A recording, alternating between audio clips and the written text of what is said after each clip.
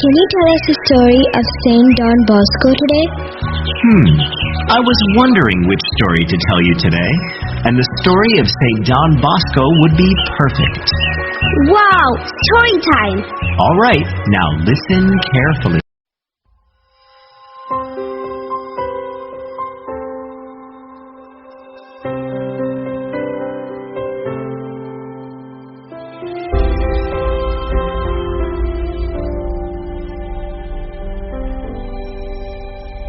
Little John, little dreamer, you had so little in your life, it seemed, but you never lost the power to dream. A dream that spoke of so much truth, of so much hope, of so much youth. But dreams need no time nor season. I know this, and you're my reason.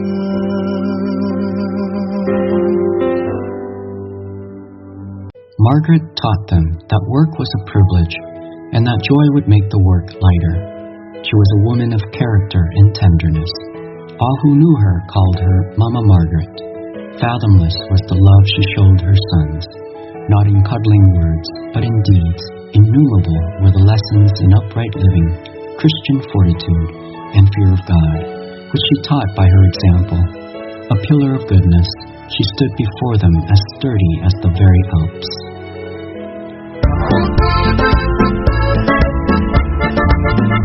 There was once a little village girl who thought of practice as a welcome king.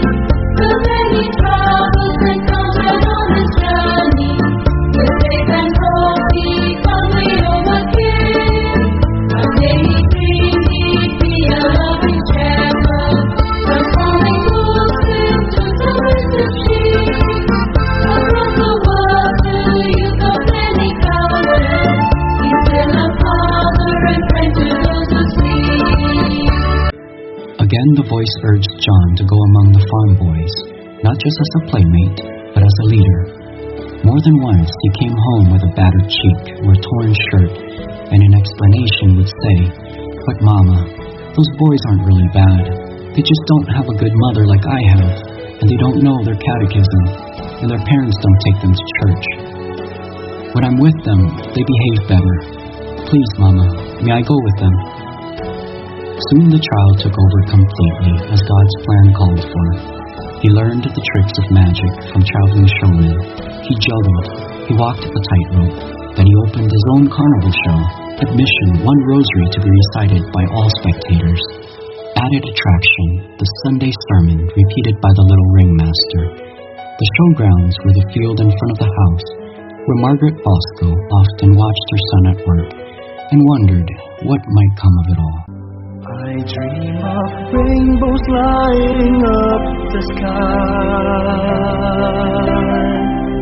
I dream of children finding wings to fly. Because you dreamt of wolves becoming sheep, of shepherds who guard and never sleep. When someone like you dreams of me,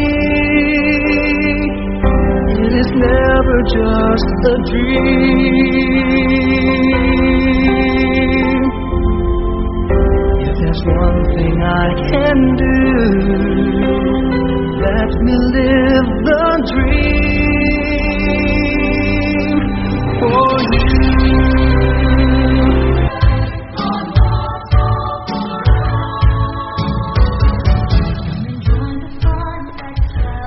I was at that age that I had a dream. All my life, this remained deeply impressed on my mind. In this dream, I seemed to be near my home in a very large yard. A crowd of children were playing there. Some were laughing, some were playing games, and quite a few were swearing. When I heard these evil words, I jumped immediately amongst them and tried to stop them by using my words and my fists. At that moment, a dignified man appeared, a nobly dressed adult. He wore a white cloak, and his face shone so that I could hardly look at him. He called me by name, told me to take charge of these children, and added these words: "You will have to win these friends of yours not by blows, but by gentleness and love. Start right away to teach them the ugliness of sin and the value of virtue." Confused and frightened, I replied that I was a poor, ignorant child. I was unable to talk to these youngsters about religion. At that moment, the kids stopped their fighting, shouting and swearing. They gathered around the man who was speaking. Hardly knowing what I was saying, I asked, "Who are you, ordering me to do the impossible?" "Precisely because it seems impossible to you, you must make it possible through obedience and the acquisition of knowledge." "Where, by what means can I acquire knowledge?" "I will give you a teacher. Under her guidance, you can become wise. Without her, all wisdom is foolishness." "But who are you to speak that way?" "I am the son of the woman whom your mother has taught you to greet 3 times a day. My mother tells me not to mix with people I do not know, unless I have her permission. So tell me your name. Ask my mother what my name is." At that moment, I saw a lady of stately appearance standing beside him. She was wearing a mantle that sparkled all over as though covered with bright stars. Seeing from my questions and answers that I was more confused than ever, she beckoned me to approach her. She took me kindly by the hand and said, "Look." Glancing around, I realized that the youngsters had all apparently ran away. A large number of goats, dogs, cats, bears, and other animals had taken their place. "This is the field of your work. Make yourself humble, strong, and energetic. And what you will see happening to these animals in a moment is what you must do for my children." I looked around again, and where before I'd seen wild animals, I now saw gentle lambs. They were all jumping and bleating as if to welcome that man and lady.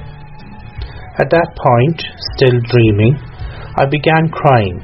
I begged the lady to speak so that I could understand her, because I did not know what all of this could mean. She then placed her hand on my head and said, "In good time you will understand everything."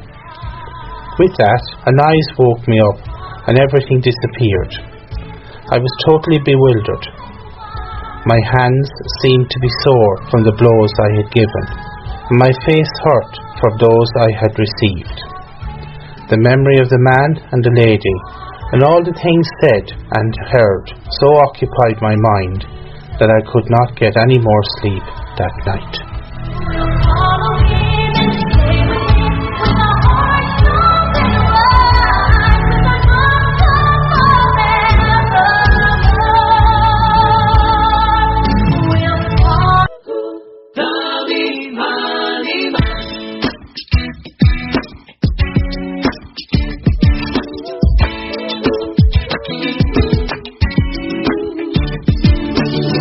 You were fighting, you were praying ever since you were a child. You were dreaming, and you found that only kindness can get us anywhere. Like a father, needing shelter and hope to the young who were lost in the cold world. Through your eyes and through your hands, they knew God was there. I wish for you to be truly happy. I will wait for you to join me here for all eternity. And so, for the sake of domestic peace, Margaret Bosco divided the paltry estate left by her husband and allowed her youngest son to go to Castelnuovo to attend public school and board with a good family she knew. Alone in the town, John soon learned the hardships of an orphan's life. He worked after school to support himself. Though he was only 15, he labored in a blacksmith shop.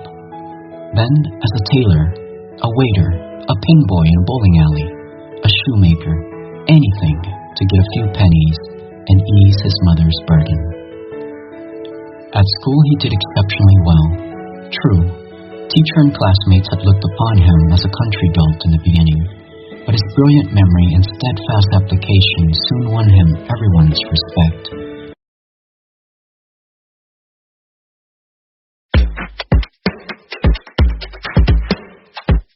I believe is the answer. I believe is the answer to their cry. The poor boy's plight, the poor boy's cry, he heard him again, again. So he sent Don Bosco as the answer to their cry. He saw their place, he felt their plight, he felt their pains, he sensed their needs, and turning himself their friend and father. He's gonna stir the world, a boy from Becchi. His name is Johnny Bosco, the father and friend of the young. Viva Don Bosco, long live Don Bosco, long live Don Bosco. In the 1840s, the slums of Turin were overrun by the poverty that resulted inevitably from sweatshop factories, with their hazardous machinery, child labor, and starvation wages. Walking through these slums, Don Bosco came face to face with his mission. As he visited the prisons with Father Cafasso, the conviction of his vocation seemed to shout within him, "These boys are not bad. Take care of them before they fall into crime. That is your task."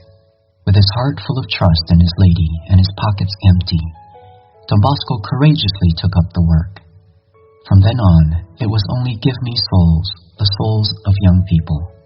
Don Bosco called his weekly band of ragged young people the Oratory, a term which to his mind suggested prayer and organized recreation. All lives that pray, your teaching is a guide to our path every day. Because we have learned to live your way, we will live, we will love like Saint John Bosco.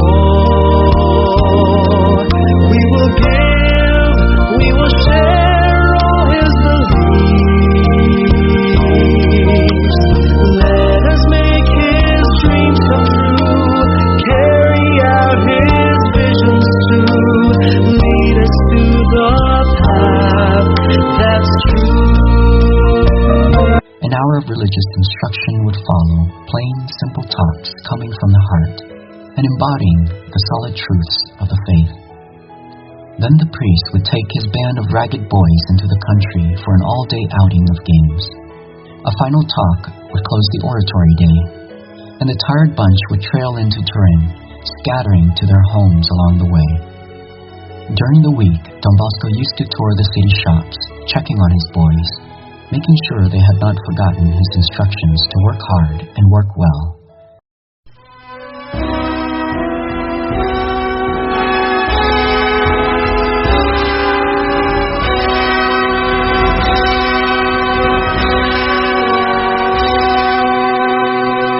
Saint John Bosco, our loving Father, now we lift to thee our voices as we gather around thine altar.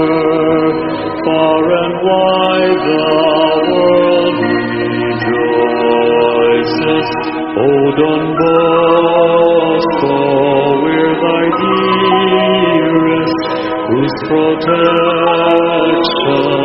are imploring. For in heaven thou remainest, an apostle mid thee adore.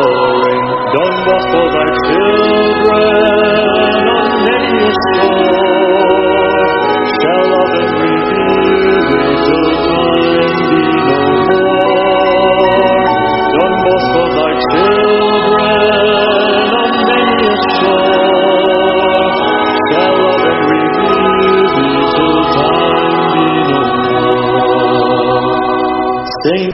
The last years were difficult for him. He was old and tired, but he kept up with all the activities of his Salesians, inspiring them to greater achievements for youth. But when he took to his bed in December of 1887, he said, "Now I go to my rest, I shall not get up again."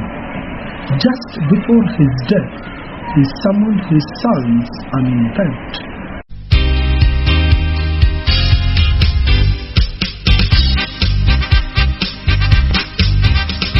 We thank you, O Lord, for Don Bosco. In him we see the wonders of your love.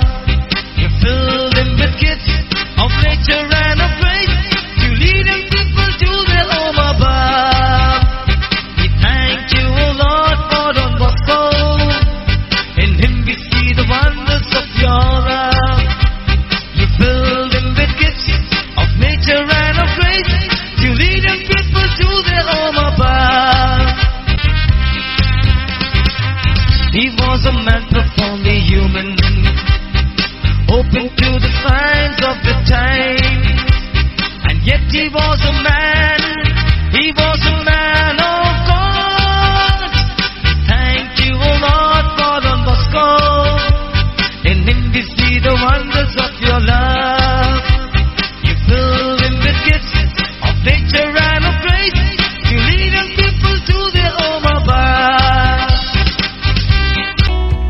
There are 3,000 plus schools, colleges, technical schools and youth centers in 125 countries, 88 provinces in the world, 14,614 priests working in 132 countries, 11 provinces in India, 128 bishops, 430 novices. Everyone is serving for the mission and vision of Don Bosco.